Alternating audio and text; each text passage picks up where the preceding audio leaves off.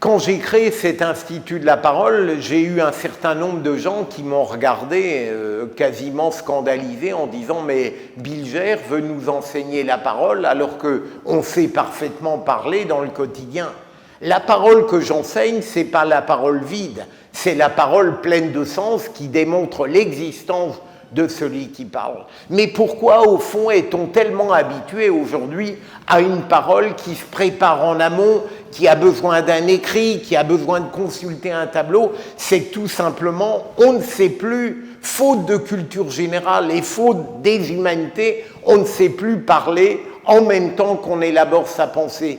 Et puis, il y a autre chose. On a besoin du confort, on a besoin du cocon d'un papier, on a besoin de se rassurer, on a besoin de croire qu'on est brillant parce qu'on a quelque chose sous les yeux, alors que c'est profondément l'inverse.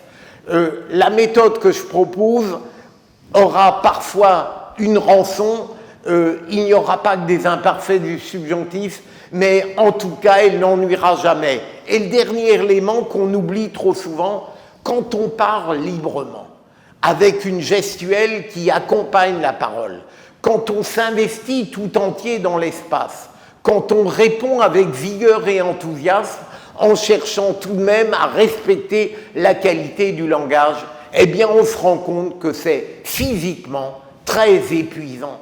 Et je peux comprendre, tout en désapprouvant, la méthode qui consiste à lire, parce que lorsqu'on sort d'une heure ou deux de lecture, on est tranquille, on est frais comme un gardon, on ne s'est pas épuisé. La liberté, la spontanéité, la sincérité, la parole authentique, eh bien ça fatigue. Mais ce n'est pas une raison pour ne pas la mettre en œuvre.